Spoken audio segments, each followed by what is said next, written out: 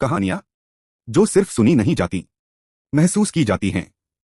स्वागत है मिको एफएम में, जहां हर आवाज एक नई दुनिया खोलती है। अपने हेडफोन लगाइए, कहानी अब शुरू होती है। मेरा नाम रुद्र है और ये कहानी है मेरी। शुरुआत में मैं भी बाकी हीरो कैडेट्स जैसा ही था, कमजोर, लो रैंक, जिसे कोई याद नहीं रखता।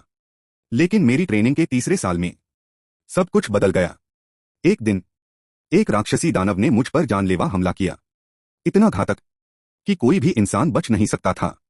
मैं गिरा, अंधेरा छा गया, लेकिन मैं मरा नहीं।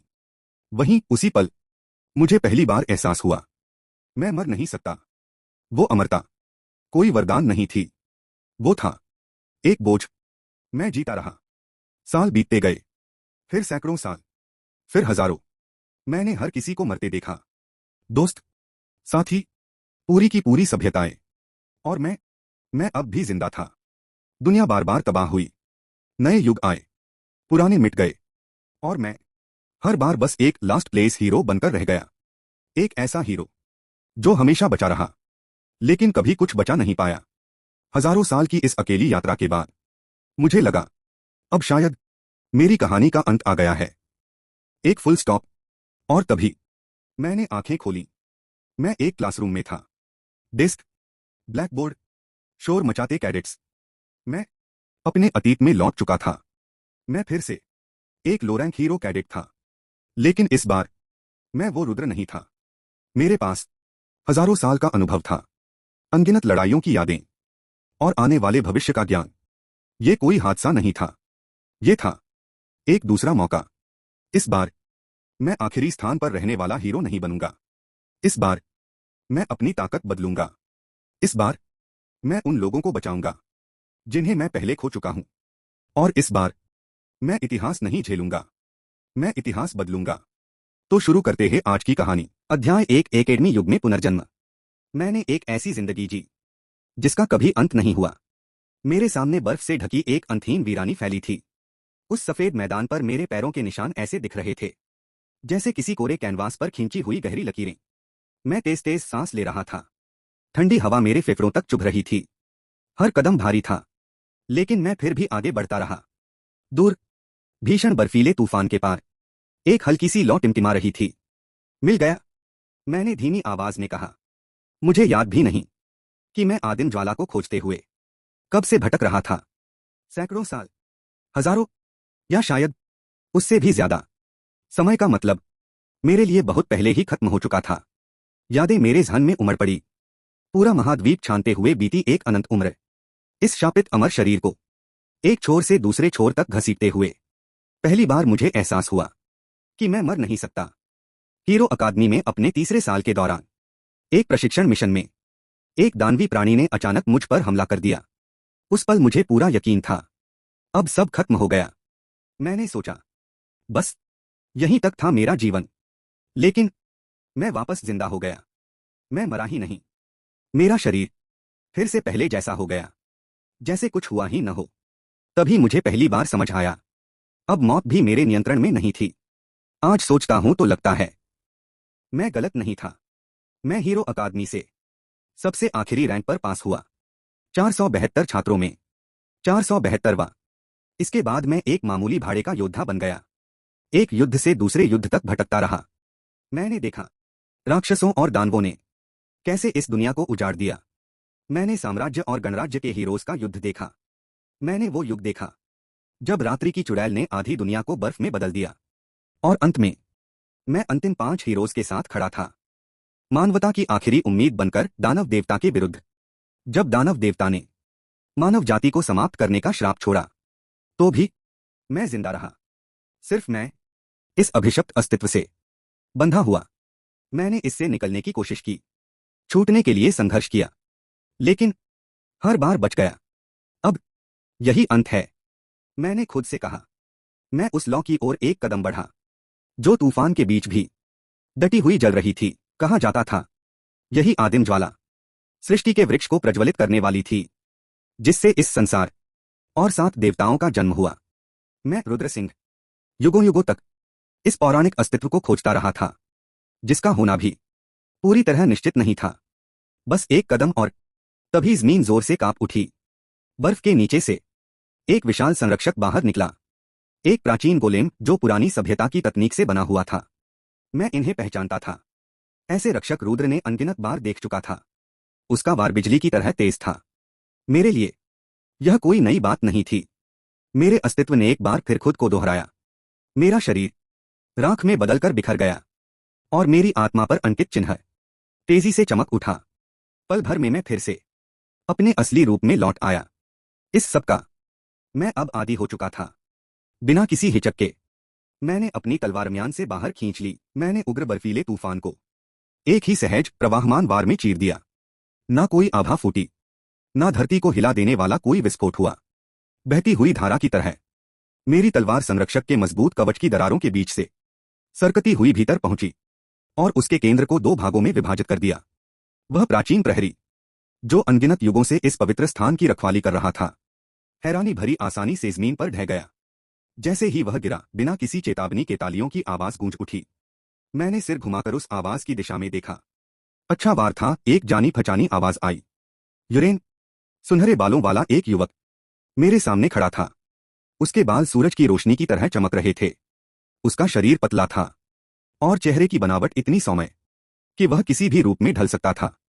वह हल्की मुस्कान के साथ मेरी ओर बढ़ा। याद है, उसने कहा, तुम कभी तलवार पकड़ने में भी कितना संघर्ष करते थे। मैंने हल्की हंसी छोड़ी। क्योंकि मैंने तुमसे बहुत कुछ सीखा है, मैंने जवाब दिया। शायद अब मैं सूर्य तलवार शैली की चोटी के तुमसे भी थोड़ा ज्यादा करीब हूं। ओह, यूरेन मुस्कराया। तो क्या इसे मैं चुनौती समझूं? जैसा तुम्हें ठीक लगे, मैंने कंधे उचकाते हुए कहा। यूरेन कुछ और कह पाता उससे पहले ही हवा को चीरती हुई एक गूंजदार हंसी सुनाई दी। हाँ हाँ हाँ, इतने विशाल संरक्षक को एक ही वार में गिरा दिया। जैसी उम्मीद थी, भाई। एक विशाल कदकाठी वाला आदमी घिसे पिटे चोगे में मेरी ओर बढ़ा। उसके चेहरे पर चौड़ी मुस्कान थी।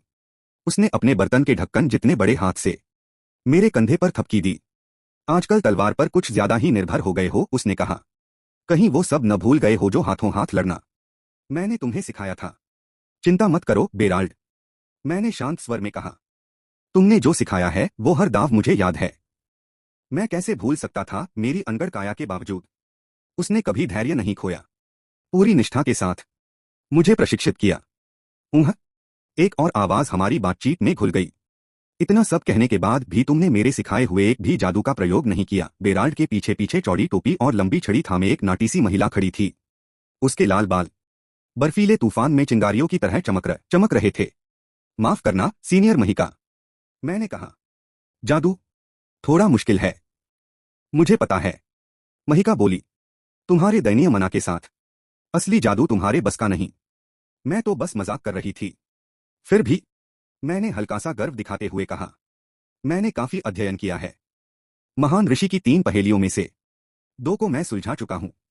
ओह कृपया, महिका मुस्कुराई। जादू सिर्फ सिद्धांत नहीं होता। अजीब बात थी, यही तो वो थीं जो हमेशा कहती थीं कि परिपूर्ण सिद्धांत ही जादू की आत्मा है। मैंने पलटकर कुछ कहने की बजाय बस हल्की हंसी हंस दी। यूरेन, बेराल्ड, महिका, ये वो साथी थे जिनके साथ मैंने अनगिनत युद्ध क्षेत्र साझा किए थे। तभी बर्फ को पिघलाती हुई बसंत सी गर्माहट वाली एक आवाज आई। क्या तुम ठीक हो, रिया? सफेद वस्त्रों में लिपटी एक स्त्री मेरी ओर बढ़ी। उसके हल्के गुलाबी बाल कंधों पर बिखरे थे, आंखों पर काली पट्टी थी। फिर भी वह अद्भुत लग रही थी। उसने चिंता भरी दृष्टि से मेरी छाती पर अंकित आत्मा चिन्ह पर अपना हाथ रखा। तुम खुद को इस तरह लगातार धकेल नहीं सकते। मैं हल्का सा मुस्कुराया। मैं मर नहीं सकता, याद है? उसका स्वर कोमल था, लेकिन दृढ़। लेकिन तुम दर्द तो महसूस करते हो, वह हमेशा यही कहती थी। और हर बार कहते समय उसके चेहरे पर वही उदासी छा जाती थी। जवाब देने के बजाय मैंने रिया को अपनी ओर खींच लिया और अपने होंठ उसके होठों से सटा दिए। तब तुम हमेशा जवाब देने से बचने के लिए यही करते हो, वह झेंपते हुए बोली। उसके गाल पके हुए आड़ू की तरह लाल हो गए थे। मैं हल्के से मुस्कुराया और एक कदम पीछे हट गया। फिर दूर जलती लौ की ओर देखने लगा। वही आदिम ज्वाला है ना? मेरे पास खड़े यूरेन ने धीमे से कहा। मैंने सिर हिलाया। आखिरकार हमने इसे ढूंढ ही लिया। इसमें बहुत वक्त लग गया था। एक अंतहीन यात्रा जो अब जाकर अपने अंत के करीब थी। अब ज्यादा दूर नहीं भाई, जल्दी करो। बाकी सब मुझे आगे बढ़ने को कह रहे थे और मैं उस लौ की ओर एक और कदम बढ़ा। अंत की ओर, उस एकमात्र रास्ते की ओर जहां मैं सचमुच मर सकता था। विशाल बर्फीले मैदान के बीच मैं अंततः तेजी से जलती उस ज्वाला के सामने खड़ा था। यह मेरी कल्पना से काफी छोटी है। वह लौ मेरी मुट्ठी के आकार की ही थी, लेकिन उसके भीतर से उठती शक्ति इस बात में कोई संदेह नहीं छोड़ती थी कि यही एक पौराणिक अवशेष है। अजीब नहीं है? मैंने कहा। इतनी छोटी सी चीज में आत्मा चिन्ह को जला देने की शक्ति है। कोई जवाब नहीं आया। तुम्हें क्या लगता है, जब मेरा आत्मा चिन्ह पूरी तरह मिट जाएगा तो क्या होगा? फिर भी सन्नाटा ही रहा। तो तब मैं सच में मर जाऊंगा, है ना? कोई उत्तर नहीं। अरे, सब अचानक इतने चुप क्यों हो गए? मैंने पीछे मुड़कर अपने साथियों की ओर देखा, लेकिन वहां सिर्फ एक खाली बर्फीला मैदान था। तेज हवा, गरजता बवंडर और एक अंतहीन सफेद सन्नाटा। मैं जानता था, मैं बस खुद को धोखा दे रहा था। गहराई में मुझे पहले से पता था, इस दुनिया में अब कोई नहीं बचा जो मुझे जवाब दे सके। हाँ, हाँ। मेरे होठों से एक सूखी सी हंसी निकली। मैं पास की एक चट्टान पर बैठ गया और अपने कंधों से वह गठरी उतार दी जिसे मैं युगों से ढो रहा था। अनगिनत वर्षों तक, इतने लंबे समय तक कि मेरी आत्मा तक थक चुकी थी। यही मेरी सबसे कीमती धरोहरें थीं। यूरेन, मैंने एक पुरानी घिसी पिटी तलवार निकाली और उसे जमीन में गाड़ दिया। तुम सबसे महान हीरो और तलवारबाज थे जिन्हें मैं जानता था। तुम्हारे सिखाए साहस की वजह से ही मैं यहां तक पहुंच सका, बेराल्ड। इसके बाद मैंने एक फटा पुराना चोगा जमीन पर रखा। पहले तो मुझे लगा तुम पागल हो, जादू विभाग से पास होकर भी सिर्फ मुक्कों से लड़ने वाले। लेकिन तुम सही थे। नजदीकी युद्ध की चोटी तक पहुंचने के लिए जादू को समझना जरूरी है। तुम्हारे सिखाए धैर्य की वजह से ही मैं यहां तक पहुंच सका। सीनियर महिका, मैंने एक टूटी हुई छड़ी आहिस्ता से रख दी। मुझे अफसोस है कि मैं वह जादू कभी इस्तेमाल नहीं कर पाया जो आपने इतनी मेहनत से सिखाया। तुम्हारे सिखाए ज्ञान की वजह से ही मैं यहां तक पहुंच सका। और आखिर में मेरी प्रिय रिया, मेरी उंगलियां कांप उठीं जब मैंने गठरी में बची आखिरी चीज निकाली। एक काली पट्टी, एक ऐसी छाप जो कभी नहीं मिटेगी। मुझे अब भी याद है उसके होठों की गर्माहट और उसके स्पर्श की नरमी। धन्यवाद, मुझ जैसे इंसान से प्यार करने के लिए। उसके प्यार की वजह से ही मैं यहां तक पहुंच सका। मैंने गहरी सांस ली, फिर उस प्रज्वलित ज्वाला को दोनों हाथों में थामकर धीरे धीरे अपनी छाती पर अंकित आत्माचिह्न की ओर बढ़ाया।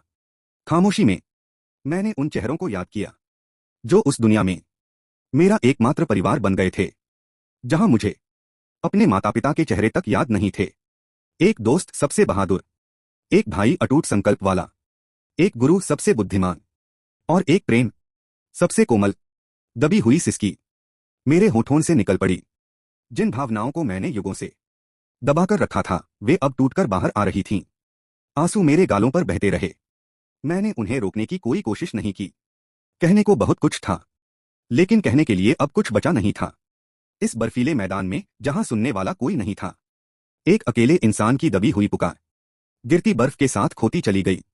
तेज सरसराहट के साथ ज्वाला भड़क उठी और उसने मेरे आत्माचिह्न को अपने भीतर समेट लिया, धीरे धीरे मेरे अस्तित्व में उतरती हुई। रुद्र, रुद्र सिंह। एक कर्कश आवाज सीधे मेरे कानों में गूंज उठी। क्या? ये क्या हो रहा है? मेरा नाम कौन चिल्ला रहा है? इतनी हिम्मत? मेरी क्लास में सो रहे हो? अचानक श हवा के चीरने की आवाज आई। एक विशाल हाथ बिल्कुल ढक्कन जितना बड़ा मेरी तरफ झपटा। दिमाग कुछ समझ पाता उससे पहले मेरा शरीर अपने आप हरकत में आ गया। धप्प।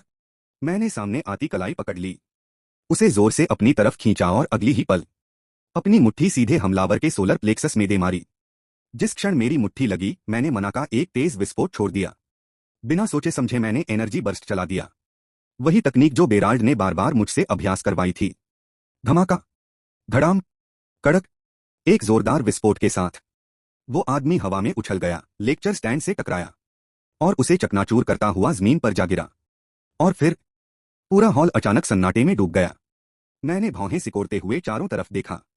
सारे छात्र मुंह खोले, सिर्फ मुझे घूर रहे थे। है? मैंने धीमे से बुदबुदाया, मैं आखिर कहाँ आ गया था? तुम्हें 1 हफ्ते के लिए सस्पेंड किया जाता है। प्रोफेसर की आवाज भारी और सख्त थी। मैंने बिना कुछ कहे उनकी तरफ देखा। मेरी खामोशी ने उन्हें और चिढ़ा दिया। क्या तुम्हें इससे कोई समस्या है? वो आवाज एक रौबदार, अधेड़ उम्र के आदमी की थी, खुरदुरा चेहरा, बिखरे बाल, बिल्कुल किसी शेर की तरह। वो थे लुकास केन, कभी मेरे प्रोफेसर, जब मैं वॉरियर डिवीजन में तीसरे साल का हीरो कैडेट था। एक समय में उन्हें ब्लडथर्स्टी हाउंड कहा जाता था, सैकड़ों दानवों को खत्म करने के लिए मशहूर। और आज वही बदकिस्मत इंसान थे जिन्हें मैंने होश में आते ही कमरे के एक कोने से दूसरे कोने तक उड़ा दिया था। क्लास में हंगामा, प्रोफेसर पर हमला। उन्होंने दांत भींचते हुए कहा, तुम्हें शुक्रगुजार होना चाहिए कि सिर्फ सस्पेंशन मिला है। जी सर। मैंने उनकी पैनी नजर के नीचे बेपरवाही से सिर हिला दिया। तो फिर तुरंत अपने डॉर्म लौटो और एक रिफ्लेक्शन लेटर लिखो। मुझे अभी और क्लास लेनी है। ओह! अचानक प्रोफेसर केन कराह उठे। वो कुर्सी से उठने की कोशिश कर रहे थे, चेहरा दर्द से तिरछा हो गया और उन्होंने सीना पकड़ लिया। क्या आप ठीक हैं? मैंने चिंता से पूछा। अपने काम से काम रखो। उनकी आवाज में झुंझलाहट थी। इस जवाब के बाद और पूछने की कोई गुंजाइश नहीं बची।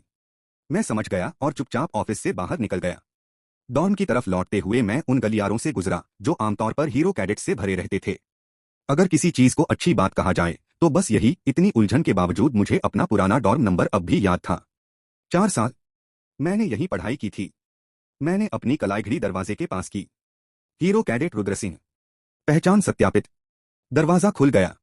अंदर वही पुराना नजारा था। एक छोटा सा बिस्तर, एक मेज और एक पुरानी शेल्फ जिस पर सस्ती शराब की कुछ बोतलें रखी थीं।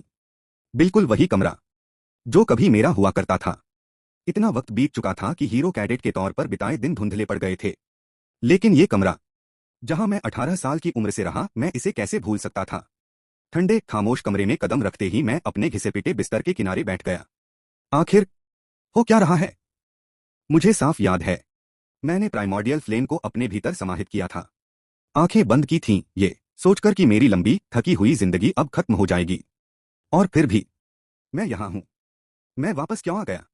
मेरी जानकारी में प्राइमोर्डियल फ्लेम के पास समय को पीछे मोड़ने की कोई ताकत नहीं थी। रुद्र ने सैकड़ों हजारों साल इस महाद्वीप पर भटकते हुए सिर्फ उसी की तलाश की थी, क्योंकि प्राचीन अभिलेखों में लिखा था, ये आग सोल स्टिग्माटा को जला सकती है। 7 देवताओं द्वारा दिया गया वह आशीर्वाद, या शायद अभिशाप। रुको, क्या इसका मतलब ये है? जल्दी से रुद्र ने अपनी शर्ट के बटन खोले और अपने बाएं सीने की तरफ देखा। वन देवता, 7 देवताओं में से एक द्वारा दिया गया सोल स्टिग्माटा अब भी पूरी तरह मौजूद था। आह!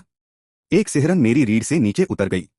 अनंत समय तक मैंने इस निशान को मिटाने के लिए दुनिया छानी थी, प्राइमोर्डियल फ्लेम का पीछा किया था, सिर्फ और सिर्फ इसी के लिए।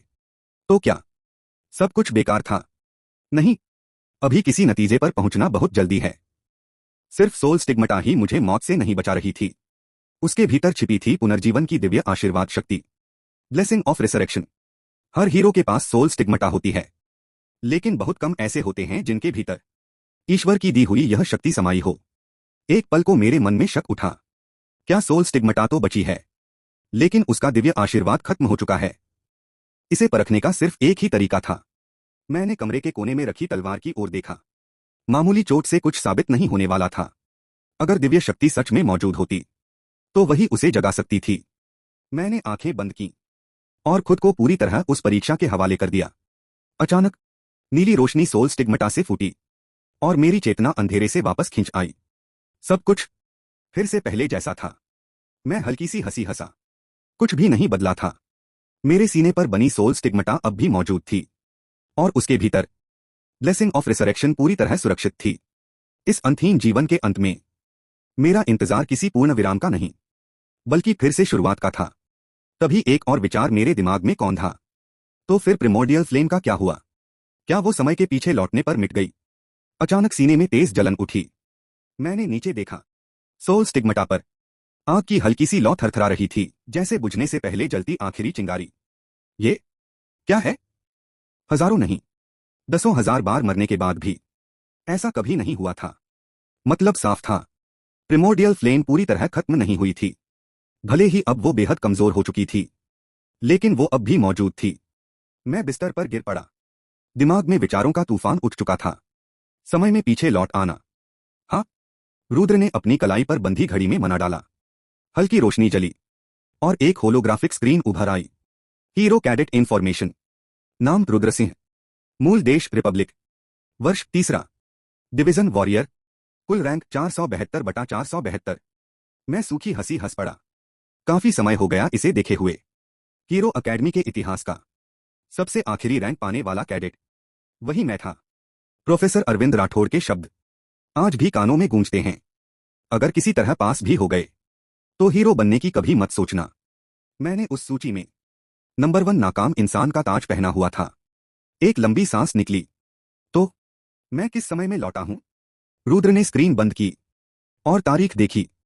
मार्च की शुरुआत। नया सेमेस्टर। मतलब अभी अभी जो क्लास थी वो प्रैक्टिकल कॉम्बैट ट्रेनिंग ही रही होगी। तीसरे वर्ष के सभी कैडेट्स के लिए अनिवार्य विषय था, चाहे वे किसी भी डिवीजन से हों। जैसा कि नाम से ही साफ था, यह क्लास असली जिंदगी की लड़ाइयों के लिए तैयार करने के लिए बनाई गई थी, दानवी राक्षसों के खिलाफ। और यही वो जगह थी जहां इस क्लास की मिड टर्म परीक्षा के दौरान मेरे भीतर पहली बार ब्लेसिंग ऑफ रिसरेक्शन जागी थी। आह, जैसे ही मैंने अपनी यादों में झांका, एक भूली बिसरी स्मृति बिजली की तरह मेरे दिमाग में कौंध गई। रुको, एक मिनट। अगर ये मेरे तीसरे साल का पहला सेमेस्टर है तो इसका मतलब धक धक धक धक। मेरा दिल इतनी जोर से धड़कने लगा कि उसकी आवाज मेरे कानों में गूंजने लगी। मैं अपना विचार पूरा भी नहीं कर पाया था कि मेरा शरीर अपने आप हरकत में आ गया। मैंने हॉस्टल का दरवाजा जोर से लात मारकर खोला। लगभग किवाड़ ही उखड़ गया। जितनी भी मना मेरे भीतर बची थी उसे मैंने अपने शरीर में भर लिया और दौड़ पड़ा। मुझे परवाह नहीं थी कि मेरे पैर जवाब दे दें या फेफड़े जलने लगें। अभी इनमें से कुछ भी मायने नहीं रखता था। जो मायने रखता था वो था कुछ बेहद बेहद जरूरी। मैंने लेक्चर हॉल का दरवाजा जोर से खोल दिया। वही हॉल जहां से कुछ ही देर पहले मुझे बाहर निकाला गया था। क्या? रुद्र सिंह। कैडेट्स की नजरें खंजरों की तरह मुझ पर अटिकी।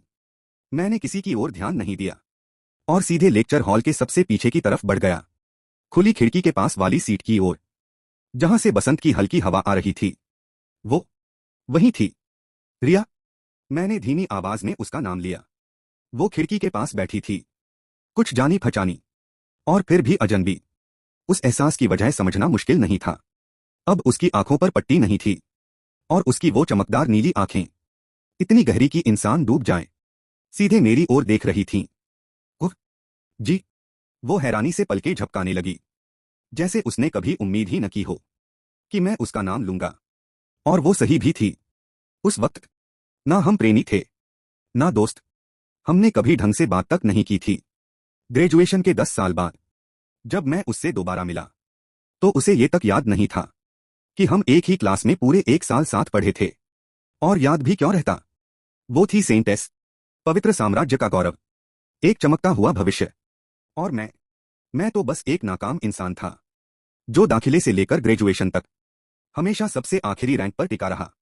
मैंने बिना कुछ कहे एक कदम आगे बढ़ाया, हमारे बीच की दूरी कम करता हुआ।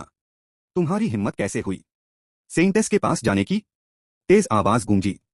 नेवी ब्लू बालों वाली एक महिला कैडेट अपनी जगह से उछलकर खड़ी हो गई। ये थी कैमिला वेडिके, पवित्र साम्राज्य से सीधे भेजी गई सेंटेस की सुरक्षा के लिए। वो sword of the holy empire के खिताब की सबसे मजबूत दावेदारों में से एक थी। पीछे हटो, उसका आदेश कमर में बंधी तलवार की ओर तेज हरकत के साथ आया। लेकिन इससे पहले कि वो तलवार निकाल पाती, मैंने हाथ बढ़ाया। मेरी उंगलियां उसकी कलाई को छू गईं, उसी कलाई को जो तलवार की मूठ पकड़े हुए थी। हटो। मैंने barrelled combat style sky flip इस्तेमाल किया। क्या? धड़ाम। कैमिला का शरीर हवा में पलटा और जमीन पर जा गिरा।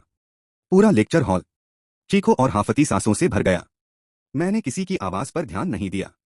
मैं रिया के सामने खड़ा था, और उसके बारे में सब कुछ एक एक कर मुझे याद आने लगा। उसकी वो बुझती हुई गर्माहट जब वो मेरी बाहों में थी, उसका कांपता हुआ हाथ जो मेरे गाल पर फेरते हुए बार बार कह रहा था सब ठीक हो जाएगा, और उसकी वो जबरन बनाई गई मुस्कान जब वो मुझे देख रही थी और मैं फूट फूट कर रो रहा था। मेरे होठों से एक टूटी सी आवाज निकली, जैसे खौलती केतली से भाप फूटती है।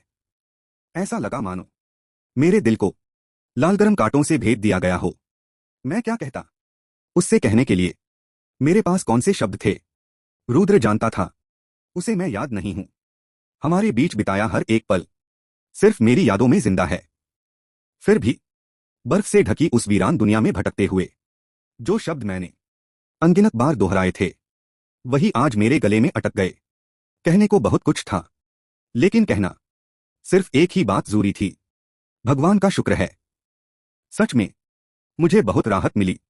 एक ऐसा जीवन जो सिर्फ मौत का पीछा करते करते बीत गया था, आखिरकार उसे जीने की एक वजह मिल ही गई।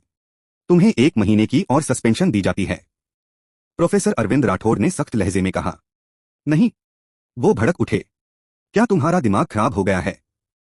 सस्पेंशन के दौरान तुम लेक्चर हॉल में घुस आए, एक कैडेट पर हमला किया, और वो भी कोई आम कैडेट नहीं, पवित्र साम्राज्य की सेंटेस। और तुम मना कर रहे हो? तुम पागल हो गए हो क्या?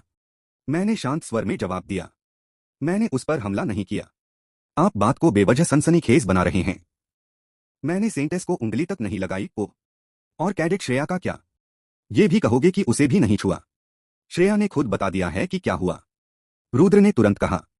वो फिसली और गिर गई। उसके पास और कोई विकल्प ही नहीं था। अरविंद राठौर गरजे। तुमने उसे तलवार निकालने से पहले ही गिरा दिया। वो ये बात स्वीकार कैसे कर सकती थी? रुद्र ने कंधे उचकाए। आइए प्रोफेसर, क्या आपको सच में लगता है कि मैं sword of the holy empire के खिताब की दावेदार श्रेया वेडिके को उसकी तलवार खींचने से पहले ही हरा सकता हूं? हाँ, प्रोफेसर ने उपहास से हंसते हुए बाहें सीने पर बांध लीं। क्या तुम्हें लगता है इतनी घटिया एक्टिंग से तुम मुझे बेवकूफ बना लोगे? उनकी नजर, जो उनके ब्लड थर्स्टी हाउंड के नाम के बिल्कुल मुताबिक थी, सीधे मुझ पर गड़ गई। तुम आखिर हो क्या? रुद्र ने बिना किसी घबराहट के कंधे उचकाए। आप जानते तो हैं, रुद्र ने शांत स्वर में कहा। मैं रुद्र सिंह हूं, 472 में से 472वें नंबर का कैडेट, हीरो अकेडमी का सबसे आखिरी रैंक पाने वाला, सबसे निचला hero cadet. Rudra Singh Reginald hero academy की स्थापना 500 साल पहले हुई थी। इसे बनाया था महान तलवारबाज और ग्रेट 5 हीरोज के नेता रेनाल्ड हीलियोस ने, जिन्होंने दानव देवता को सील किया था। यह अकेडमी उन 18 साल के युवाओं को इकट्ठा करती थी जिन्हें 7 देवताओं का आशीर्वाद मिला हो और जिनकी सोल स्टिग्मेटा जाग चुकी हो। 4 साल तक यहां उन्हें प्रशिक्षित किया जाता था और एक सम्मानित हीरो के रूप में ढाला जाता था। एक हीरो किसी पूरे राष्ट्र की शक्ति तय कर सकता था। इसी वजह से महाद्वीप पर शासन करने वाली 3 महान शक्तियां, एम्पायर, होली एम्पायर और रिपब्लिक, ज्यादा से ज्यादा प्रतिभाशाली हीरोज को अपने पाले में करने के लिए कुछ भी करने को तैयार रहती थीं। जिस पल किसी की सोल स्टिग्मेटा जागती, उसे बिना सवाल पूछे सीधे अकेडमी में दाखिला मिल जाता। लेकिन इसका एक नतीजा भी था। अलग अलग देशों, अलग अलग पृष्ठभूमियों और अलग अलग सामाजिक स्तरों से आए युवाओं को एक ही जगह ठूंस देना, टकराव को जन्म देना ही था। आखिरकार कई हीरोज और तीनों राष्ट्रों के बीच लंबी चर्चा के बाद यह तय हुआ कि रेनाल्ड हीरो अकेडमी पूरी तरह एक न्यूट्रल जोन होगी। कम से कम अकेडमी के अंदर, मैंने बेपरवाही से कहा, राष्ट्रीयता या दर्जे के आधार पर किसी तरह का भेदभाव नहीं किया जाएगा। तो प्रोफेसर अरविंद राठौर ने पूछा, जैसे उन्हें समझ ना आ रहा हो मैं किस ओर इशारा कर रहा हूं। इसका मतलब यह है, मैंने कहा, कि चाहे रिया होली एम्पायर की कितनी ही पूज्य सेंटेस क्यों न हो, इस अकेडमी में वो भी बस एक हीरो कैडेट है, हम सब की तरह। तुम कहना क्या चाहते हो? उन्होंने सख्ती से पूछा। 1 महीने का सस्पेंशन जरूरत से ज्यादा है, मैंने साफ कहा। इसे 4 दिन कर दीजिए। तुम अब तक चुप बैठे। प्रोफेसर राठौड़ झुंझलाहट में अपनी गर्दन के पीछे हाथ ले गए। तुम्हें तो पहले ही 1 हफ्ते के लिए सस्पेंड किया गया था। हाँ, रुद्र ने सिर हिलाया। किया गया था, और अब वो लगभग चिल्लाए। सस्पेंशन के दौरान हंगामा करने के बाद तुम सजा घटवाना चाहते हो? नेगोशिएशन में मैंने शांति से कहा, हमेशा ऊंची बोली से शुरुआत की जाती है। किस तरह का पागल अपनी सजा घटाने के लिए और ज्यादा मुसीबत खड़ी करता है? और नेगोशिएशन, तुम्हें लगता है तुम मेरी हालत में मोलभाव कर सकते हो? प्रोफेसर राठौड़ मुझ पर गुस्से से घूर रहे थे। मैं हल्का मुस्कुराया और सिर हिलाते हुए बोला, वैसे मैच डिवीजन की प्रोफेसर बियांका का जन्मदिन करीब आ रहा है ना? बियांका मैच डिवीजन की प्रभारी थीं और उनका और प्रोफेसर राठौड़ का आपस में बिल्कुल नहीं बनता था। इसका इससे क्या लेना देना? वो हकलाए, लेकिन मैं सच जानता था। खूंखार हाउंड कहलाने वाले प्रोफेसर राठौड़ के दिल में उसके लिए एक छुपा हुआ एक तरफा प्यार था। क्या आप जानना नहीं चाहेंगे? मैंने आगे कहा कि उन्हें किस तरह का तोहफा वाकई पसंद आएगा। हाँ, उन्होंने टालने की कोशिश की। मुझे ऐसी बातों से क्या मतलब? अच्छा, रुद्र ने हल्की मुस्कान के साथ कहा, अफसोस की बात है। मैंने सुना है अगर किसी महिला को एकदम सही तोहफा मिल जाए तो वो किसी आदमी को नजर भर अलग नजर से देखने लगती है, भले ही पहले उनके रिश्ते अच्छे न रहे हों। प्रोफेसर राठौड़ की आंखें हल्की सी फैल गईं। रुद्र ने कुर्सी पीछे खिसकाई और खड़ा हो गया। खैर, अगर आपको दिलचस्पी नहीं है तो फिर बात करने को कुछ बचा नहीं। मैं अपनी सजा पूरी आज्ञाकारिता के साथ स्वीकार कर लेता हूं। रुद्र ने सम्मान से सिर झुकाया और दरवाजे की ओर मुड़ गया। रुको, पीछे से प्रोफेसर राठौड़ की आवाज आई। मैंने होठों पर मुस्कान दबाए पीछे मुड़कर कहा, जी प्रोफेसर, मैं तुम्हारा सस्पेंशन कम कर दूंगा। उन्होंने कहा, लेकिन एक शर्त पर। मैं कुछ कहने ही वाला था। अगर बात तोहफे की है तो। नहीं, प्रोफेसर अरविंद राठौड़ ने मेरी बात बीच में काट दी। उनकी तीखी नजर सीधे मुझ पर आटिकी, मानो वो मेरे अंदर तक देख रहे हों। वो शर्त नहीं है, उन्होंने ठंडे और सख्त स्वर में कहा। मैं चुप रहा, सुन रहा था। कल प्रोफेसर अरविंद राठौड़ ने साफ शब्दों में कहा, वॉरियर डिवीजन की स्पारिंग क्लास में हिस्सा लो। मेरे दिल की धड़कन एक पल के लिए रुक सी गई और वहां उन्होंने बात पूरी की। जीत कर दिखाओ। कमरे में सन्नाटा छा गया। यही मेरी शर्त है। मैंने उनकी आंखों में देखा। कोई मजाक नहीं था, कोई गुंजाइश नहीं थी। ये कोई सजा नहीं थी, ये एक परीक्षा थी। अगर मैं जीतता तो मेरा सस्पेंशन कम हो जाता, और अगर मैं हारता तो शायद सब कुछ यहीं खत्म हो जाता। मैं हल्के से मुस्कुराया। समझ गया प्रोफेसर, मैंने शांत स्वर में कहा। कल वॉरियर डिवीजन की स्पारिंग क्लास मेरे लिए सिर्फ एक क्लास नहीं होने वाली थी। वो दिन ये तय करने वाला था कि रुद्र सिंह वाकई बदला है या फिर अब भी वही पुराना सबसे आखिरी रैंक वाला कैडेट है। मैंने हल्की सी जिज्ञासा के साथ पूछा, और मैं स्पारिंग किसके खिलाफ करूंगा? वो मैं नहीं बताऊंगा। प्रोफेसर अरविंद राठौड़ ने सपाट लहजे में जवाब दिया। ये शर्त उन्होंने अचानक रखी थी, लेकिन इसकी वजह समझना मुश्किल नहीं था। वो शायद खुद भी इसे हजम नहीं कर पा रहे थे। ये बात मैंने साफ महसूस की। आज जो कुछ मैंने किया था उसने उन्हें पूरी तरह उलझा दिया था। एक साधारण सा कैडेट जो अकेडमी में सबसे आखिरी रैंक पर था, उसने ब्लडथर्स्टी हाउंड कहे जाने वाले प्रोफेसर अरविंद राठौड़ को एक ही बार में पीछे धकेल दिया। भले ही वो अचानक हुआ हो, लेकिन वो हार उनके लिए अपमानजनक थी। और फिर थी श्रेया, एक हाई रैंक कैडेट जो sword of the holy empire के खिताब की दावेदार मानी जाती थी, लेकिन वो अपनी तलवार निकालने से पहले ही काबू में आ गई। अगर किसी को बताया जाए कि ये सब किसी आम कैडेट ने किया तो कोई यकीन नहीं करेगा, लेकिन करने वाला कोई और नहीं, मैं था। अकेडमी का सबसे निचले दर्जे का नाकाम कैडेट। ऐसे में प्रोफेसर राठौड़ खुद सच्चाई देखना चाहते थे अपनी आंखों से। ठीक है, रुद्र ने उनकी शर्त मान ली। तुम, उन्होंने मुझे घूरते हुए कहा, काफी आत्मविश्वासी लग रहे हो। ये सिर्फ स्पारिंग मैच है। मैंने शांति से जवाब दिया। घबराने की कोई वजह है क्या? प्रोफेसर राठौड़ ने हल्की सी गुर्राहट के साथ बाहें मोड़ लीं। रुद्र लगभग उनके दिमाग में चल रहे सवाल पढ़ सकता था। क्या इसने कुछ गलत खा लिया है, या फिर ये लड़का एक ही रात में बदल कैसे गया? दुर्भाग्य से मेरे पास भी उन सवालों का कोई जवाब नहीं था। मुझे खुद नहीं पता था कि मैं अतीत में लौटा कैसे।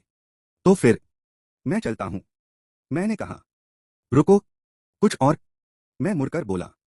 मैंने देखा प्रोफेसर राठौड़ अजीब सी झिझक के साथ गला साफ कर रहे थे। फिर हिचकिचाते हुए बोले, वो जो तुमने पहले बात की थी न, तोहफे वाली। ओह, बियांका को आखिर किस तरह का गिफ्ट पसंद आएगा।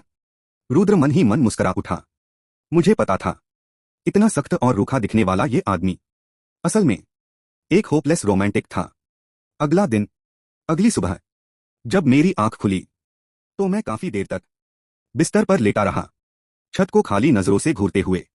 तो ये मरते वक्त देखा गया सपना नहीं था। हाँ, क्या मैं प्रिमोर्डियल फ्लेम की तलाश में इतना लंबा समय अकेला भटकता रहा कि हकीकत और सपना गडमड हो गए।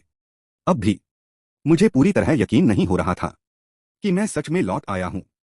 हाँ, मैं उठकर बैठा, मुंह धोया और धुंधले शीशे में अपनी परछाई देखी। कोयले जैसे स्लेटी बाल, गहरी हरी आंखें, एक ऐसा चेहरा जो मैंने बहुत समय से नहीं देखा था। कम से कम मेरा चेहरा तो नहीं बदला था। ब्लेसिंग ऑफ रिसरेक्शन जागने के बाद मैंने उम्र बढ़ना कब का छोड़ दिया था। कुछ देर खुद को निहारने के बाद रुद्र ने एकेडमी की यूनिफॉर्म पहनी और बाहर निकल पड़ा। ये तंगसी यूनिफॉर्म अजीब तरह से अनजानी लग रही थी, बिल्कुल उस नई जिंदगी की तरह जो मुझे दोबारा मिली थी। वॉरियर डिवीजन स्पारिंग ग्राउंड, क्या मजाक है। नीले लहराते बालों वाला एक हैंडसम कैडेट झुंझलाकर बोला। उसका नाम था फेलिक्स ऑर्डमैन। तुम कह रहे हो कि मुझे इससे स्पारिंग करनी है? वो भी वॉरियर डिवीजन से था, लेकिन मुझसे बिल्कुल अलग। तीसरे साल के कैडेट्स में उसकी रैंक टॉप 100 के अंदर थी। कोई दिक्कत है? प्रोफेसर अरविंद राठौड़ ने पूछा। नहीं, ऐसी बात नहीं, लेकिन फेलिक्स की शिकायत तभी रुक गई जब प्रोफेसर ने उसे तेज नजर से देखा। हाँ, ठीक है। गहरी सांस लेते हुए फेलिक्स ने लकड़ी की ट्रेनिंग तलवार उठाई और मेरी ओर देखते हुए बोला, ओए बेवकूफ, जल्दी से अपनी तलवार उठाओ ताकि ये सब खत्म हो सके। उसकी चिढ़ी हुई नजर मुझ पर टिकी थी। वो कल की प्रैक्टिकल कॉम्बैट ट्रेनिंग में मौजूद नहीं था, जहां मैंने प्रोफेसर राठौड़ को पीछे धकेला और श्रेया को काबू में किया था। हाँ, इतना हंगामा हुआ था कि उसने सुना तो जरूर होगा, लेकिन उसके बर्ताव से साफ था वो मुझसे जरा भी सावधान नहीं था। आखिर कौन मानेगा कि एकेडमी का हमेशा हारने वाला कैडेट एक ही बार में सबसे ताकतवर प्रोफेसर को हिला सकता है, या ये कि अगली sword of the holy empire को एक हाथ से रोक सकता है। मेरे और फेलिक्स के मुकाबले को देखने आसपास कैडेट्स जमा होने लगे। उत्साह से भरी फुसफुसाहटें गूंज उठीं। एक सुना, वो रुद्र कल कुछ पागलपन कर बैठा था। अरे वो बस अफवाह ही तो है ना? नहीं यार, मैंने अपनी आंखों से देखा है। मुझे ऐसा महसूस हो रहा था जैसे मैं किसी चिड़ियाघर में रखा बंदर हूं। चारों तरफ बढ़ती भीड़ की ओर देखते हुए मैंने जबरदस्ती एक कड़वी सी मुस्कान ओढ़ ली। अपने पिछले जीवन में 4 साल तक कैडेट रहने के बावजूद मुझे कभी इतना ध्यान नहीं मिला था। नहीं, ये पूरी तरह सच भी नहीं है। ध्यान तब भी मिला था, लेकिन वो ऐसा नहीं था। वो ठंडा था, दूर से देखा जाने वाला, जैसे कोई किसी बेबस चीज को संघर्ष करते हुए देख रहा हो। मैंने गहरी सांस ली और लकड़ी की तलवार पर अपनी पकड़ कस ली। ऐसा लगा मानो हजारों साल हो गए हों किसी ट्रेनिंग हथियार को थामे हुए। अजीब बात यह थी, मुझे बुरा नहीं लग रहा था। ये किसी बचपन के खिलौने जैसा था जिसे मैं कब का भूल चुका था, लेकिन छूते ही वो अपनापन वापस आ गया। इस द्वंद्व में मना का इस्तेमाल मना है, प्रोफेसर अरविंद राठौड़ ने घोषणा की। फेलिक्स ने उपहास से हंसते हुए कहा। हाँ, क्या तुम्हें लगता है इसे हराने के लिए मुझे मना की जरूरत पड़ेगी? मना, देवताओं की सांस कही जाने वाली शक्ति, सिर्फ उन्हीं हीरोज के पास होती है जिनकी सोल स्टिग्मेटा जाग चुकी हो। खैर, तुम्हारी तो किस्मत ही अच्छी है। फेलिक्स ने कंधे हिलाते हुए ताना मारा। वैसे भी तुम्हारे पास इतनी मना है ही कहा कि इस्तेमाल कर सको। वो गलत नहीं था। मेरी मना एक औसत कैडेट की 10% से भी कम थी। कम मना होना हमेशा से मेरी सबसे बड़ी कमजोरी रही थी। जब मैं एक भाड़े का सिपाही था तो मेरी मना इतनी तेजी से खत्म होती थी कि लोग मजाक उड़ाते थे, जैसे कोई खरगोश पेशाब कर रहा हो। यही वजह थी कि मुझे रैबिट हाँ कहा जाने लगा। वो अपमान, वो मुश्किलें, सब याद आ गया। रुद्र के होठों से एक फीकी हंसी निकल गई। तो अब मुझे करना क्या है? रुद्र ने लकड़ी की तलवार की नोक से जमीन को हल्के से थपथपाया, सोच में डूबा हुआ। कल मैं सिर्फ अपने जज्बातों में बह गया था, पूरी तरह इंस्टिंक्ट पर। लेकिन आज हालात अलग थे। अब मेरे पास जीने की एक वजह थी, और इसका मतलब था मुझे तय करना होगा कि मैं आगे कैसे जीना चाहता हूं। लकड़ी की तलवार के जमीन से टकराने की लयबद्ध आवाज खामोशी में गूंजती रही। ओए आना, फेलिक्स बोला, मुझ पर हमला कर। जिंदगी भर रुद्र दूसरों की पीठ देखता रहा था, दूसरों के छोड़े हुए रास्तों पर चलता रहा था। मैंने कहा, क्या बहरे हो बेवकूफ? फेलिक्स ताना मारता रहा। रुद्र सिंह सबसे निचले दर्जे का हीरो, ये ठप्पा मुझसे कभी अलग नहीं हुआ। भाड़े का सिपाही बनने के बाद भी नहीं, अपनी काबिलियत साबित करने के बाद भी नहीं, यहां तक कि जब मैं फाइनल 5 हीरोज में चुना गया, मानवता की आखिरी उम्मीद, तब भी नहीं। हाँ, देखो इसे, डर गया क्या? कायर कहीं का। रुद्र हमेशा दूसरों के कदमों के निशान पकड़ता रहा, हांफता हुआ, भागता हुआ, सिर्फ बराबरी करने की कोशिश में। ठीक है, फेलिक्स गुर्राया, अगर तू नहीं आएगा तो मैं ही आ जाता हूं। उस रास्ते के आखिर में मैं अकेला था, पूरी तरह अकेला, एक जमी हुई वीरान धरती पर, जहां मेरे सिवा कोई नहीं बचा था। मर जा कमीने। रुद्र ने कभी किसी का नेतृत्व नहीं किया, कभी किसी की मदद के लिए हाथ नहीं बढ़ाया। ऐसी ही थी मेरी जिंदगी, यही था रुद्र सिंह का जीवन। टैप। रुद्र ने फेलिक्स के लापरवाह वार को आसानी से रोक दिया। फिर मैंने sunsword style first form first eclipse का इस्तेमाल किया। रुद्र का दाया पैर आगे बढ़ा, उसी पैर पर घूमते हुए रुद्र ने शरीर को मोड़ा और नीचे से ऊपर की ओर लकड़ी की तलवार घुमाई। धड़ाम, एक जोरदार विस्फोट गूंज उठा, इतना शक्तिशाली कि वो सिर्फ लकड़ी की तलवार का वार लग ही नहीं रहा था।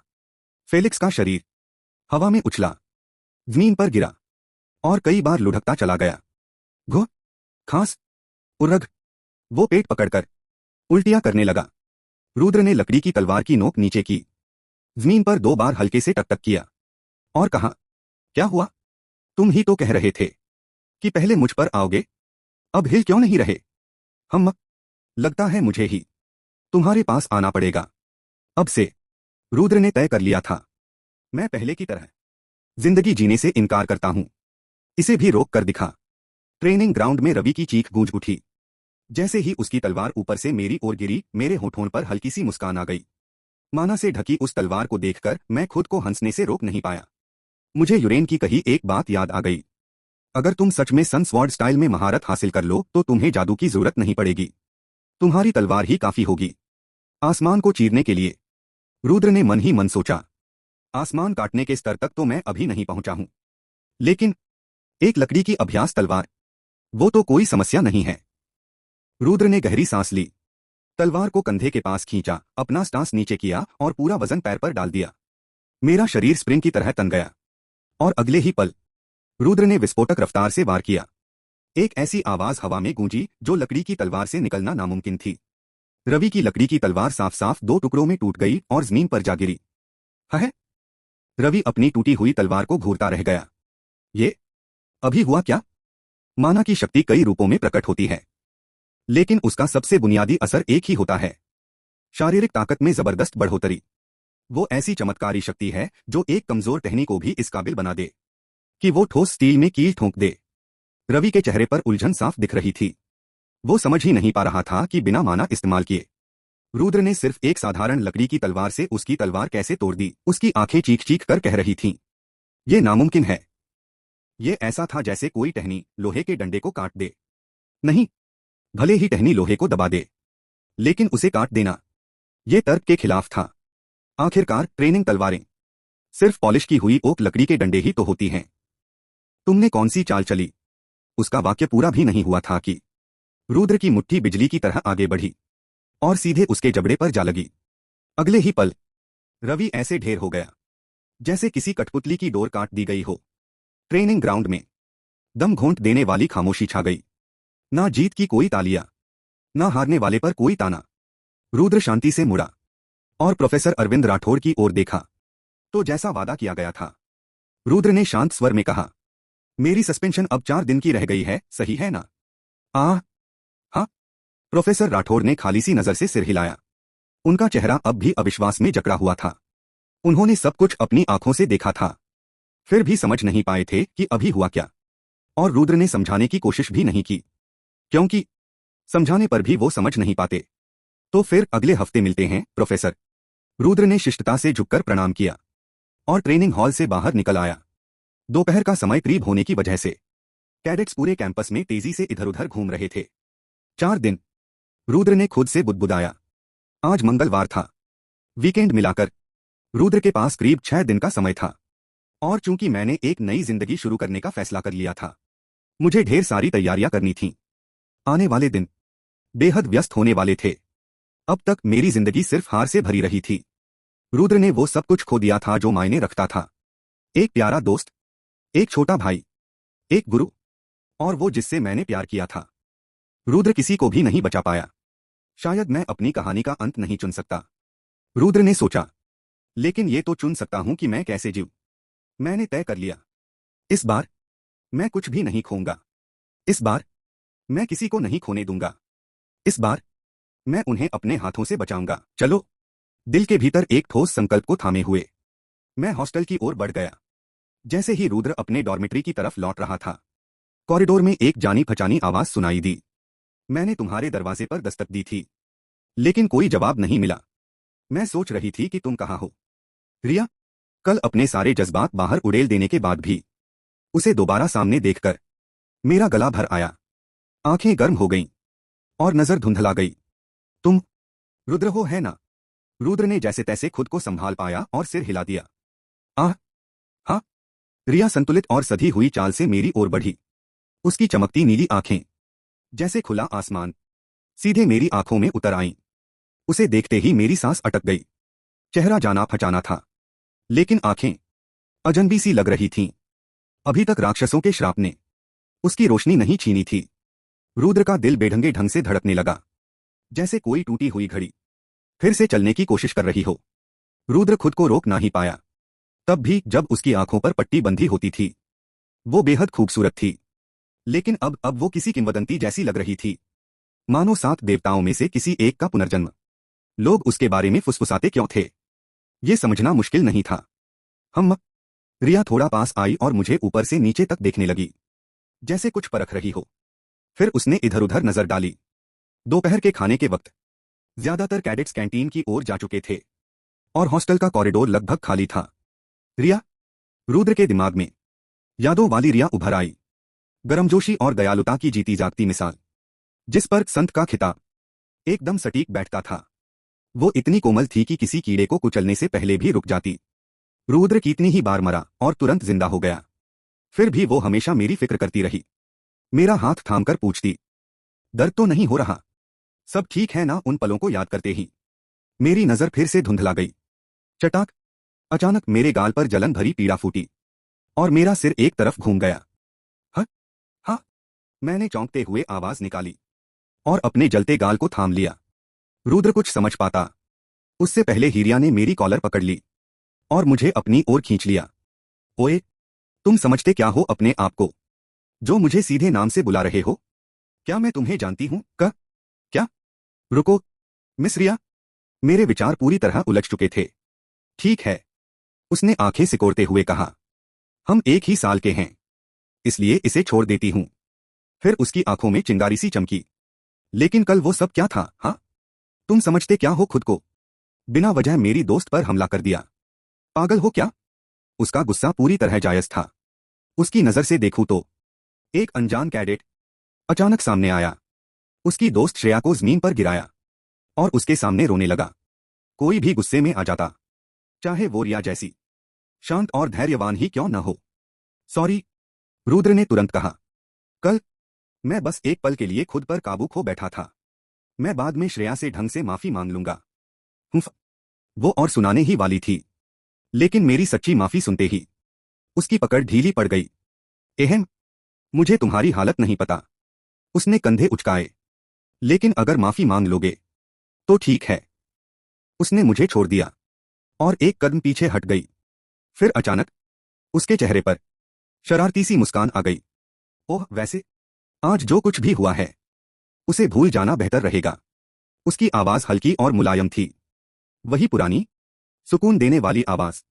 वो मेरे कान के पास झुकी और मीठी मुस्कान के साथ फुसफुसाई, वरना तुम मरे समझो।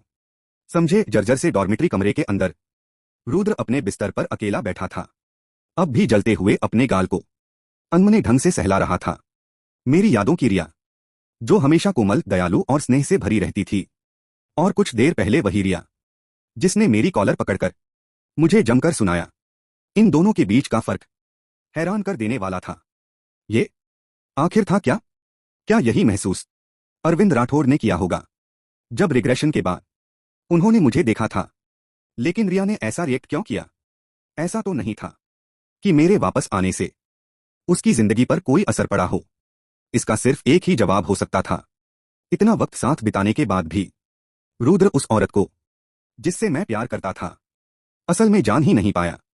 रुद्र ने खुद पर हंसते हुए एक लंबी सांस छोड़ी और जीभ क्लिक की। पहले रिया हमेशा गर्मजोशी और करुणा से भरी रहती थी, लेकिन जब भी राक्षसों या दानवी प्राणियों के सामने आती, उसके भीतर की क्रूरता इतनी तीखी होती कि सबसे अनुभवी योद्धा भी कांप जाए। तब रुद्र ने इसे बस यही समझा था कि वो सात तारा चर्च की संत है, इसलिए ऐसा होना स्वाभाविक है। सात देवताओं के भक्तों के लिए डेमन गॉड के सेवक सीधे सीधे घोर शत्रु होते हैं। रुद्र ने मान लिया था कि उसकी वो बेरहमी बस आस्था की अभिव्यक्ति है। लेकिन अब मुझे एहसास हुआ उसके भीतर गुस्सा हमेशा से था। उसके बारे में कुछ ऐसा जानना जो मेरी पिछली जिंदगी में मेरी नजर से छूट गया था। नहीं, जो छूटा इसलिए क्योंकि हम प्रेमी थे। इस एहसास ने मेरे भीतर अजीब सा द्वंद्व पैदा कर दिया। एक तरफ उसका नया पहलू जानने की संतुष्टि, और दूसरी तरफ ये कड़वाहट की अब उसकी नजर में मैं सिर्फ एक अजनबी था जिसके लिए नकाब पहनने की भी जरूरत नहीं। इसी के साथ एक और चिंता मेरे मन में उभर आई। अगर मैं अपने बाकी पुराने साथियों से मिला तो क्या होगा? वैसे सोचूं तो कैडेट के दिनों में रुद्र सच में सिर्फ बेराल्ड को ही जानता था। यूरेन, सीनियर महिका और रिया तीनों ही मेरे साथ ही अकेडमी में थे, लेकिन न तब और न ही ग्रेजुएशन के बाद रुद्र कभी उनके करीब रहा। उन सालों में जो एकमात्र रिश्ता बना वो बेराल्ड के साथ था, और वो भी इसलिए क्योंकि हम दोनों कमजोर कैडेट थे जो सप्लीमेंट्री क्लासेस में फंस गए थे। असल मायनों में हम बहुत बाद में साथी बने। रुद्र उनसे मिलना चाहता था, बहुत ज्यादा, लेकिन मैं जानता था मैं अभी तैयार नहीं हूं। अगर मेरी भावनाएं रिया की तरह काबू से बाहर हो गईं, तो मैं खुद को ही बेवकूफ बना बैठूंगा। इसलिए मुझे अभी उन्हें टालना होगा। मुझे पहले खुद को संभालना होगा। एक गहरी सांस लेकर मैंने अपनी निराशा को एक तरफ रखा। अभी पुराने साथियों से मिलना प्राथमिकता नहीं थी। सबसे पहले मुझे अपनी हालत समझनी थी। रुद्र ने आंखें बंद की और धीरे धीरे अपना मना खींचा। ऊर्जा की एक बेहद कमजोर धारा मेरे शरीर में फैलती महसूस हुई, सीधे मेरे सोल स्टिग्माटा के इर्द गिर्द। लेकिन अपनी शारीरिक स्थिति जांचते ही मैं भौहें सिकोड़ बैठा। ये तो पूरी तरह गड़बड़ है। हाँ, मेरा शरीर कुछ हद तक प्रशिक्षित था। आखिर मैं एक हीरो बनने वाला कैडेट था, लेकिन बस इतना ही। मांसपेशियों का संतुलन बिगड़ा हुआ, कोर स्ट्रेंथ कमजोर और स्टैमिना बेहद खराब। सबसे पहले मुझे अपनी बुनियादी ताकत और सहन शक्ति बढ़ानी होगी। कम से कम ये बहुत मुश्किल नहीं होगा। बेराल्ड ने ये सब मुझे लगभग पीट पीट कर सिखाया था।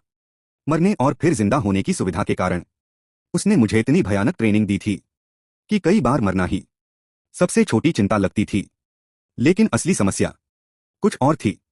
रुद्र का बेहद दयनीय मना।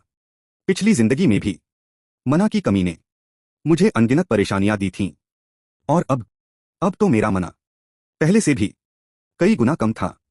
रुद्र ने चिढ़कर जीभ क्लिक की। तलवार या हाथ से हाथ की लड़ाई में मैं चाहे जितना माहिर हो जाऊं, सिर्फ तकनीक एक हद तक ही साथ देती है। हीरोज की दुनिया में मना की मात्रा बॉक्सिंग के वेट क्लास जैसी होती है। अगर दो हीरोज के बीच मना का अंतर बहुत ज्यादा हो तो कम मना वाले के वार कभी लगते ही नहीं, चाहे हमला कितना भी सटीक क्यों न हो। मैं किसी के सबसे नाजुक बिंदु पर वार करूं, लेकिन अगर सामने वाले का मना मुझसे कई गुना ज्यादा है तो मेरी तलवार बस उछलकर रह जाएगी। हालांकि अगर ऐसी लड़ाई आई तो मेरे पास अपने पत्ते अभी भी हैं। पिछली जिंदगी में रुद्र ने अनगिनत बार खुद से ताकतवर दुश्मनों से लड़ा था और अंतर पाटने के तरीके सीखे थे, लेकिन वर्क अराउंड सिर्फ मजबूरी होती है, समाधान नहीं। सबसे सही रास्ता यही था कि किसी भी कीमत पर अपने मना को बढ़ाया जाए। तो मुझे मना बढ़ाने का तरीका ढूंढना होगा, है ना? मैंने गहरी सांस ली। हीरोज के बीच मना बढ़ाने का एक जाना पहचाना तरीका था ब्रीदिंग टेक्निक्स। कुल 7 प्रकार की श्वसन विधियां, 7 प्रकार के सोल स्टिग्माटा के अनुरूप।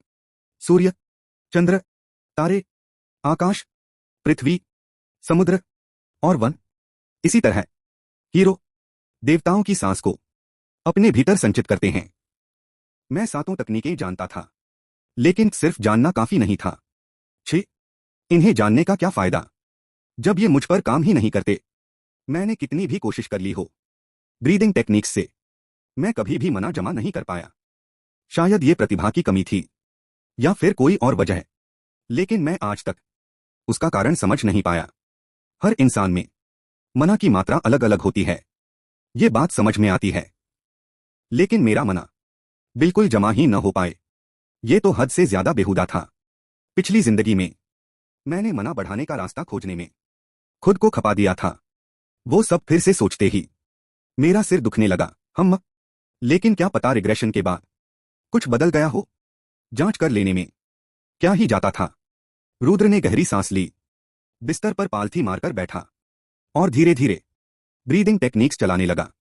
सबसे पहले फॉरेस्ट ब्रीदिंग टेक्निक, क्योंकि मेरा सोल स्टिग्माटा फॉरेस्ट गॉड से जुड़ा था। फिर क्रम से सन, मून, स्टार्स, स्काई, अर्थ और सी। 7 टेक्निक्स पूरी करने के बाद मैंने धीरे से आंखें खोली। मेरी सांसें तेज थीं, लेकिन सोल स्टिग्माटा में मना की मात्रा जरा सी भी नहीं बढ़ी थी। साला, तो ये साफ था ब्रीदिंग टेक्निक्स मेरे लिए पूरी तरह बेकार थीं। मुझे पहले ही समझ जाना चाहिए था कि उम्मीद लगाना बेवकूफी है। इसका मतलब था कि अब मुझे कुछ अलग रास्ते अपनाने होंगे। मेरे दिमाग में कई विकल्प आए, इलिक्सर्स, मैजिकल क्रीचर्स और आर्टिफैक्ट्स, लेकिन उनमें से कोई भी चीज अभी मेरे हाथ लगने वाली नहीं थी। एक कैडेट होने के नाते मेरी आवाजाही सीमित थी, और मान लो मैं उन जगहों तक पहुंच भी जाऊं तो भी ये तय नहीं था कि मुझे जो चाहिए वो मिल ही जाए। उफ, रुद्र सिर थामे सोच में डूबा ही था कि एक पुरानी याद उभर आई। एक प्राचीन रिकॉर्ड जो रुद्र ने किसी भूले बिसरे खंडहर में पाया था। क्या उसमें यह नहीं लिखा था कि मना का जन्म प्रिमोर्डियल फ्लेम से हुआ? कहानी कुछ यूं थी, बहुत प्राचीन काल में जब ट्री ऑफ क्रिएशन बढ़ा तो उसी से दुनिया और 8 देवताओं का जन्म हुआ। हर देवता ने अपने अपने पवित्र नियमों के अनुसार सृष्टि को आकार दिया। पहले ने सूर्य बनाया, दूसरे ने चंद्रमा, तीसरे ने तारे, चौथे ने आकाश, 5वें ने धरती, छठे ने समुद्र, 7वें ने वन और 8वें ने सृष्टि के नियम तोड़कर पहली अग्नि बनाई। वही थी प्रिमोर्डियल फ्लेम, वो 8वां देव जिसने बाकी देवताओं से विश्वासघात किया। बाद में डीमन गॉड कहलाया। प्रिमोर्डियल फ्लेम की आग से उसने ट्री ऑफ क्रिएशन को जला डाला और उसी विनाश से मना का जन्म हुआ। एक असाधारण शक्ति जिसे लोग देवताओं की सांस कहते हैं। प्रिमोर्डियल फ्लेम, मैंने बुदबुदाया। रुद्र पहले ही पुष्टि कर चुका था कि पिछली जिंदगी में जिस आग को मैंने अपने भीतर समेटा था वो रिग्रेशन के बाद गायब नहीं हुई थी। लेकिन सवाल यह था, मैं उसे नियंत्रित कैसे करूं? मैं तो उसकी सबसे हल्की चिंगारी तक महसूस नहीं कर पा रहा। अगर मुझे उसे काबू में करना था तो कम से कम उसकी मौजूदगी महसूस करनी ही होगी। देखते हैं आखिरी बार रुद्र ने प्रिमोर्डियल फ्लेम की ऊर्जा कब महसूस की थी। मेरी नजर अपने आप बिस्तर के पास रखी तलवार पर जा टिकी। कमबख्त, रुद्र ने धीमे से गाली दी, सांस छोड़ी और तलवार को म्यान से बाहर निकाला। वही तलवार जिसने कभी मेरा सिर धड़ से अलग किया था, अब ठंडी धार के साथ मेरी गर्दन से लगी हुई थी। इस वक्त मुझे मौत का डर नहीं था। आखिर ये मेरी पहली बार तो थी नहीं। अभ्यास की आदत से रुद्र ने पकड़ मजबूत की। एक सिहरन सी मेरे पूरे शरीर में फैल गई। जैसे ही तेज धार ने त्वचा को छुआ, रुद्र ने मौत को कितनी ही बार सामने से देखा हो, लेकिन सच ये था, धारदार तलवार के त्वचा से टकराने का एहसास कभी भी आदत में नहीं बदला। अचानक सब कुछ अंधेरे में डूब गया। कुछ ही पलों बाद मेरे बाएं सीने पर उकेरा हुआ सोल स्टिग्मेटा हल्के से चमका और मेरी चेतना वापस लौट आई। रुद्र ने गहरी सांस ली और अपनी गर्दन पर हाथ रखा। सब कुछ फिर से सामान्य था, मानो समय ने अपने कदम पीछे खींच लिए हों। लेकिन तभी मेरे सीने में एक तेज जलन उठी, जैसे किसी ने गरम मुहर सीने पर रख दी हो। सोल स्टिग्मेटा के चारों ओर हल्की हल्की लपटें कांपती हुई दिखाई दी। ये एहसास मेरी पिछली जिंदगी में कभी नहीं हुआ था। अगर ये सब प्रिमोर्डियल फ्लेम की वजह से है, तो सोल स्टिग्मेटा के चारों ओर उठती ये हल्की आग उसी की अभिव्यक्ति होनी चाहिए। छी! रुद्र ने आंखें बंद की और बिस्तर पर पालथी मारकर बैठ गया। महिका, सीनियर सोफिया द्वारा सिखाई गई मेडिटेशन टेक्निक मुझे याद आई। मैंने अपनी सांस स्थिर की और पूरी चेतना बाएं सीने पर केंद्रित कर दी। कुछ ही देर में मेरा शरीर हल्का सा तैरता हुआ महसूस होने लगा। रुद्र, इसे महसूस कर सकता हूं। बहुत हल्की, लेकिन नकारा नहीं जा सकने वाली आग। एक ऐसी आग जो शांत दिखती थी, लेकिन उसके भीतर अदम्य मौजूदगी थी। रुद्र ने पूरी इच्छा शक्ति झोंक दी उसे नियंत्रित करने में, लेकिन वो आग जैसे मेरे स्पर्श से परे थी। मानो नंगी हथेलियों से दहकती लपटों को पकड़ने की कोशिश कर रहा हूं, हिलती ही नहीं। करीब 5 मिनट तक पूरा ध्यान लगाए रखने के बाद मेरे माथे से पसीना टपकने लगा। फिर अचानक सीने की जलन गायब हो गई, आग की मौजूदगी भी। मैंने झुंझलाकर जीभ क्लिक की और ध्यान तोड़ दिया। अब भी मैं प्रिमोर्डियल फ्लेम को अपनी मर्जी से नियंत्रित नहीं कर सकता। हाँ, मैं उसे महसूस करने में सफल हुआ था, लेकिन बस उतना ही। मैं निराशा भरी सांस लेने ही वाला था कि कुछ अलग लगा। सोल स्टिग्मेटा की ऊर्जा में हल्का सा बदलाव था। पुष्टि करने के लिए मैंने अपने भीतर मौजूद मना को पूरे शरीर में घुमाया। अंतर बहुत मामूली था। अगर ध्यान न देता तो शायद महसूस भी न होता। मेरा मना, मैंने पल भर रुका, बढ़ गया था। बहुत ज्यादा नहीं, लेकिन नकारा नहीं जा सकने लायक। हाँ, मेरे होठों से सूखी सी हंसी निकल गई। तो मतलब ये है, हर बार जब मैं मरता हूं, मेरा मना अपने आप बढ़ जाता है।